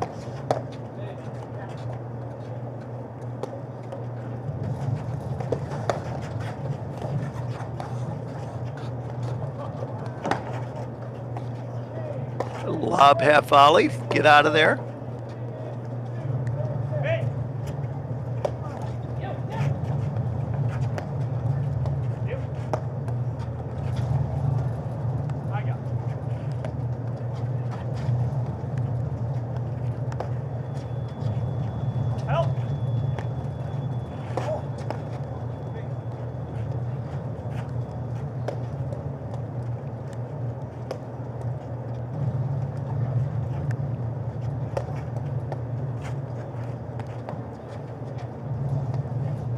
Well, I think that overhead from Humphreys, where he hits that slash at the body to either player in the backcourt, I just absolutely love that shot.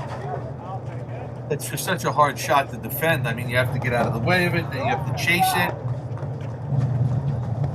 Yeah, and it's unsettling, wouldn't you agree? Yeah, no, it sort of keeps you on the edge. Right there. That's what I'd like to see him hit more of.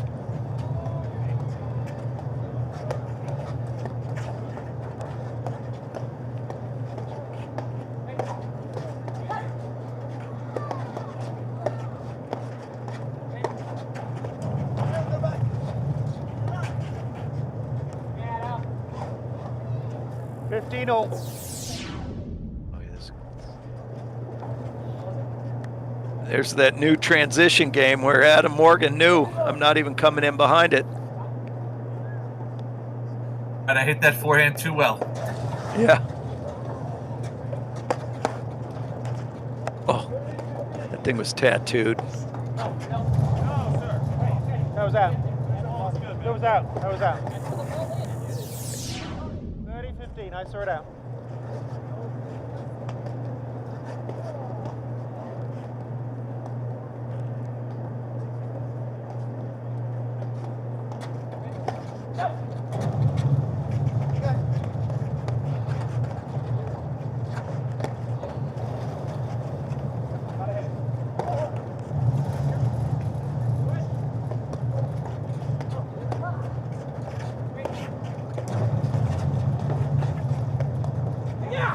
Smart play from Morgan there to throw that lob up. 30-all. Don't quite know what happened there. That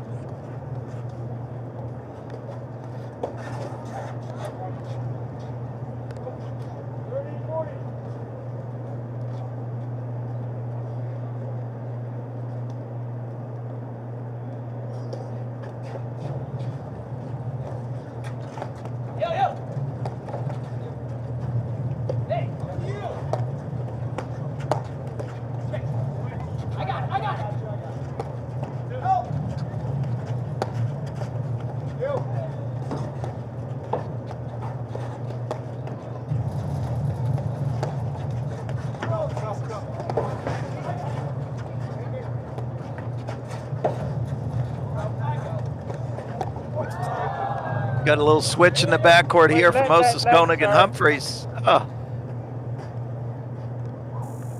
That's shaking out to be a great point. 30-all. I'll tell you again, we keep talking about it, but I just think the presence of McNerney on top of the net has impacted this match, and it's taken away drive on winners that Humphreys, Osses-Konig were getting early on. Yeah, and he, has even tightened up the balls that he's not giving away as many volley errors as he did early in the match. I think he's seeing the ball better. But that's a pressure point where, if you think, I just hit a great drive, and he's volleying it sometimes and putting you on the defensive on the volley. Or hitting a drop shot winner. Yeah, that's tough on the psyche.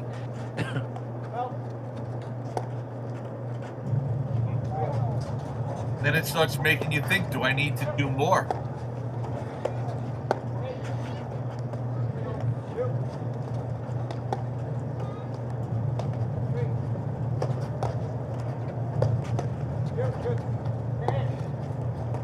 I mean, do you think here that if we see Humphreys hit a few more lobs on the cross court, kind of from deuce to deuce corner?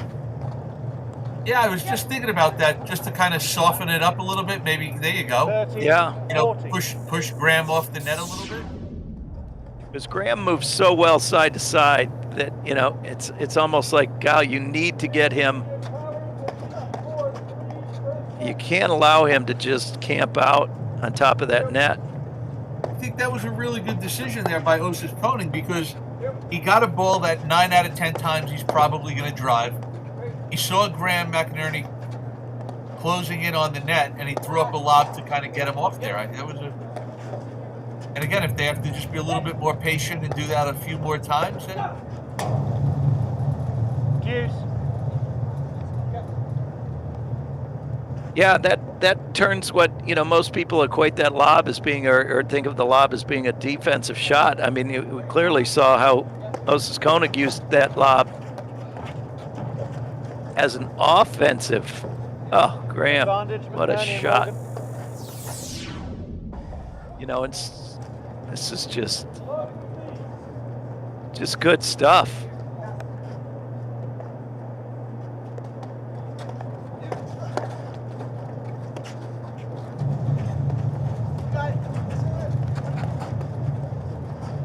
Okay, McNerney Morgan. McNerney Morgan lead 5 games to 2 in the second set, and by 1 set to love.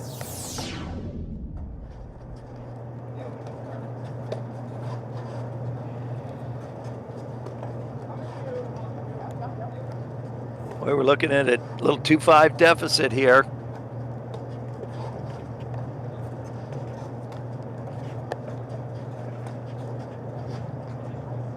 Hey, since the momentum shifted, everything is working out for McNerney and Morgan. Yeah, that momentum is it's very interesting in this sport, isn't it? Absolutely is.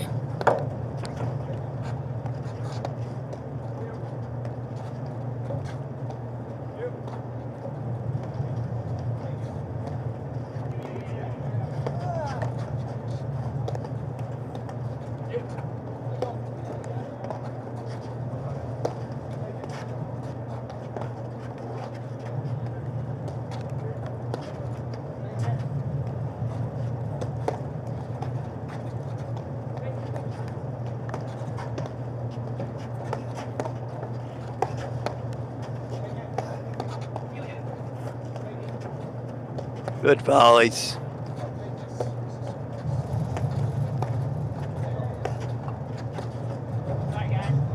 Oh, man. Love 15. It's not necessarily how many let cords, it's the timing of them.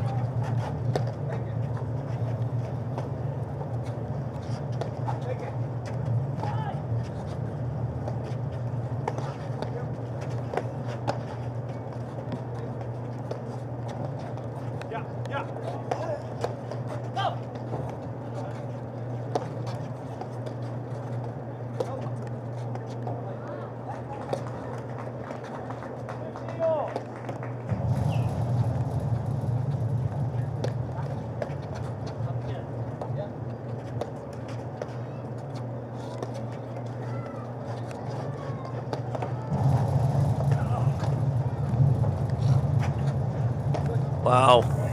Love 30.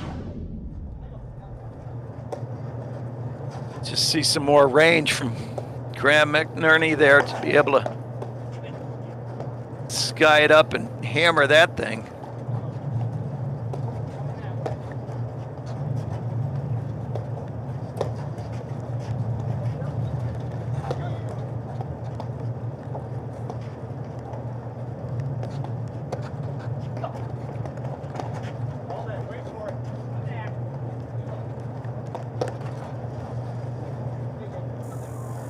Love 40.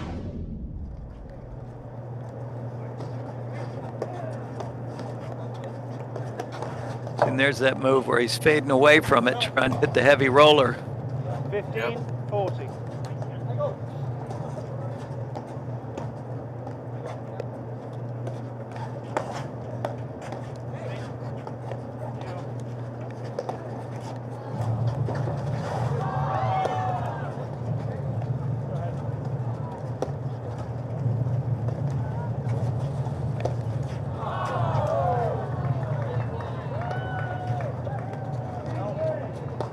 Boy, those are two really good lobs. And game, set, and match. 7-5, 6-2. Well, Dave, any final thoughts there from that? What a comeback! Tale of really a first set and a half there, or first half of that set. What are your thoughts? I'll be here tomorrow morning. You know what? Again, I thought Osses-Konig and Humphreys played an awesome first set. You know, they had several chances to win that first set. They had about 4 or 5 set points, and you know, McNerney and Morgan come back, win it, and it really took the sails out of them. You know, it took the sails out of them. I mean, that's all you can really say. They got a little impatient. They started playing a little fast, and you know, Morgan and McNerney they sort of played the way they had been playing all match. Yeah, and all season too, you know, and I mean, kudos to all 4 players. But boy, McNerney and Morgan did a great job there weathering that early storm and came back and got her done. Yeah, no, and that was one of the things, you know, we talked about when you said it was love 3, Osses-Konig and Humphreys were up 3-love, and you said, what would you do different? And I think just give them more chances to cool off a little bit. As crazy as it sounds, where you think you give them more balls, you're feeding into them and helping them, making them get better. But they were playing so well that by making them hit more shots and giving them some different looks, you were either going to lose quickly, or again, what we saw, you were going to, ride out the storm. Yeah. Well, that's the end of this match, but we've got plenty more. I believe we've got the women's semifinals coming up in just about a half hour, if I'm not mistaken. And Dave, thanks for joining me in the booth. Thanks for having me, and we'll see you on the stream. Absolutely, Mike. Thank you. It was a pleasure. All right, so that's a wrap from the men's quarterfinals, and we will be back on air in just about a half hour, I believe, for the women's semifinal. Want to see how Volley can transform training at your club? We've got a great offer for you. Gather 30 of your club friends, and you'll get a free 30-day trial of Volley. Experience firsthand how Volley's trainer can help everyone improve. Increase reps and track your progress, all while training smarter. Don't miss out. Visit getvolley.com and unlock your club's full potential with a 30-day free trial. At Corient, wealth management begins and ends with you. We believe the more personal the solution, the more powerful the result. We treat your goals as our own. We never lose focus on the life you want to build. And our experienced advisors design custom-built strategies to help you get there.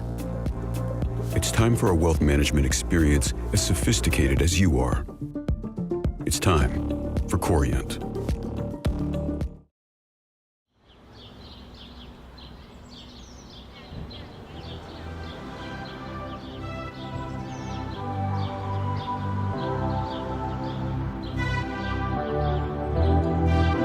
Hi, I'm Lisa Rudloff, and this is the Huntington Country Club Chalet. As you walk into the right is the pro shop, where we have all of our paddles, balls, merchandise, anything that you would need. And we did not have this in our last chalet. And then as you walk in, one of the features that we were really adamant about is having a beams that we had like in our old chalet. And as you walk up here, people can start a fire. We have an ice machine. We have obviously our coffee station, anything that you would need. We have another bathroom here on the back end near the tennis courts.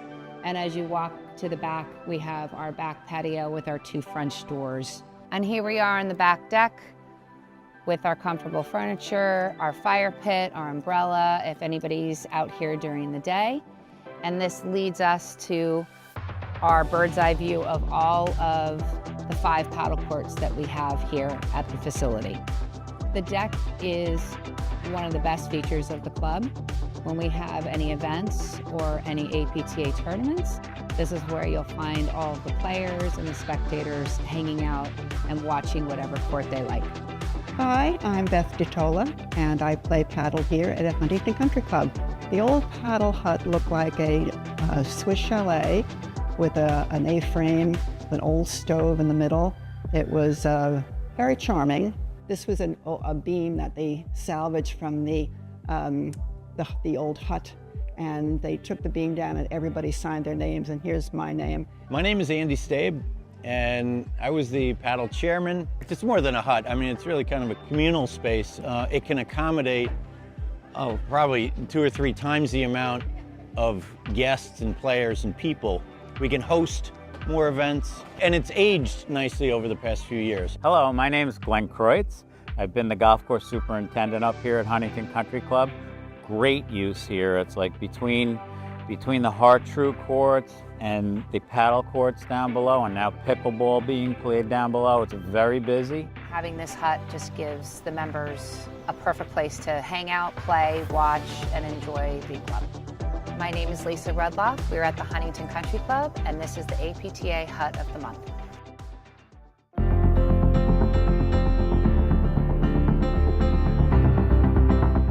Hi, my name is Damian Johnston, and I'm the president of the APTA Board of Directors. New this year, I'm really humbled and excited to be part of this organization and awed by the responsibility to help grow this game that we all love so much. There's a couple of things that I'm really excited about going on at the APTA. First of all, I'm really excited about our deployment of our new PTI algorithm.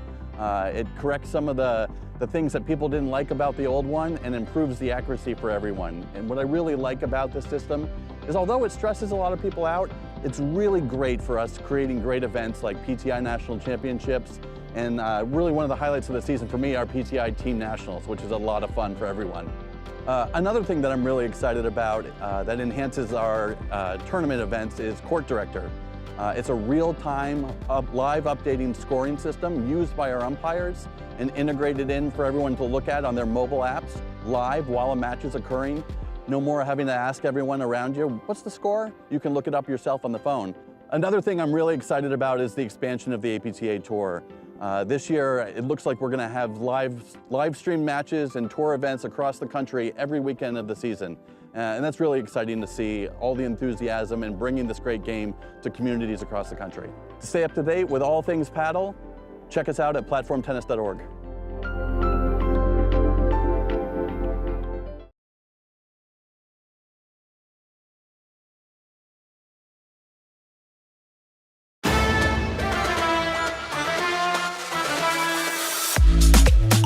Hey guys, I'm Dan Hansen. I teach paddle at the Sonjin Como, and I'm an engineer as well. Today I'm going to give a tip about the cut overhead. So a lot of people ask me about how to hit the cutter. So the first thing I'll talk about is the grip. So from Continental, I like to move it over just a little bit, almost like an extreme Continental grip.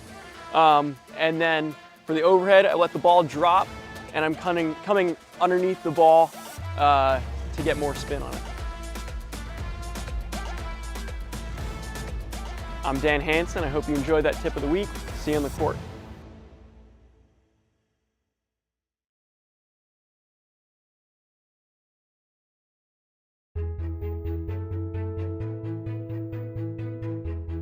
Hi, this is Charlotte Sikora, and today I have a tip of the week for you. So guys, too many times when coming in transition, what we tend to see happening is you trying to hit a winner shot or going side screen. Wrong. Transition soft in the middle. At that point, you already have them where you want to, so slow it down and just take over the net and push them back to the baseline. Right. I'm Charlotte Sikora. Hope you enjoyed this tip and see you soon on the paddle court.